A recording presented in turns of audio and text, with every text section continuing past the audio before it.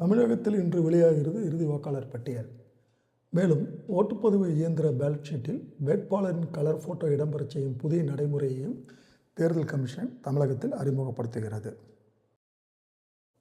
தமிழகத்தில் திருப்பூரில் கைது செய்யப்பட்ட வங்க தேசத்தினருக்கு பாகிஸ்தானை சேர்ந்த லஷ்கர்-இ-தொய்பா உட்பட பல பயங்கரவாத அமைப்புகளுடன் தொடர்பு இருப்பதாக டெல்லி போலீசாரின் தீவிர விசாரணையில் தெரிய வந்துள்ளது. கட்டுமான பணிக்கான டிஎம்டி கம்பி விலை டன்னுக்கு 10,000 ரூபாய் வரை உயர்ந்துள்ளதால் வீடு கட்டி வருபவர்கள் அதிர்ச்சி அடைந்துள்ளனர்.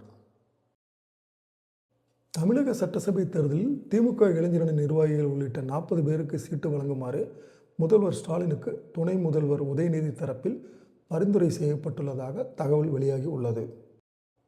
நமது நாட்டின் ஏலக்காய் ஏற்றுமதி வழக்கத்தை விட 2 மடங்கு அதிகரித்துள்ளது. இதன் மதிப்பு கிட்டத்தட்ட 2,300 கோடி ரூபாய், அதாவது மதிப்பு அடிப்படையில் 132% அதிகரித்துள்ளது.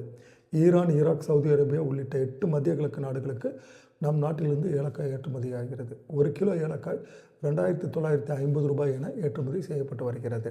ரம்ஜான் சுயங்கி இருப்பதால் பிரியாணி உற்பத்தி அதிகரித்த காரணத்தினால் ஏலக்காயின் உற்பத்தி அதிகரித்துள்ளதாக தெரிய வருகிறது.